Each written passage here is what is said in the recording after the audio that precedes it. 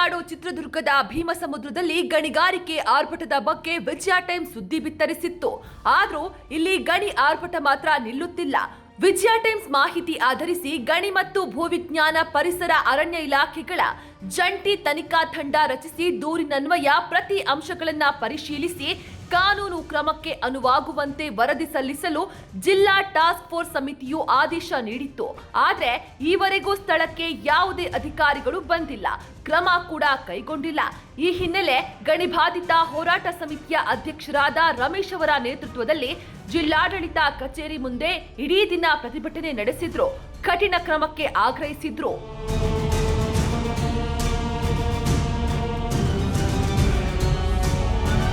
ಹೋರಾಟಗಾರರ ಹೋರಾಟಕ್ಕೆ ಮಣಿದ ಜಿಲ್ಲಾಧಿಕಾರಿಗಳು ಕ್ರಮ ಕೈಗೊಳ್ಳುವ ಭರವಸೆ ನೀಡಿದ್ರು. ಹೋರಾಟಗಾರರು ಬಳ್ಳಾರಿ ವಲಯ ಸಿಸಿಎಫ್ ಚಂದ್ರಶೇಖರ್ ಅವರು ಅಕ್ರಮದಲ್ಲಿ ಭಾಗಿಯಾಗಿರುವ ಆರ್ಎಫ್ಒ ವಿರುದ್ಧ ಕ್ರಮ ಕೈಗೊಳ್ಳುವಂತೆ ದೂರು ಸಲ್ಲಿಸಿದ್ರು.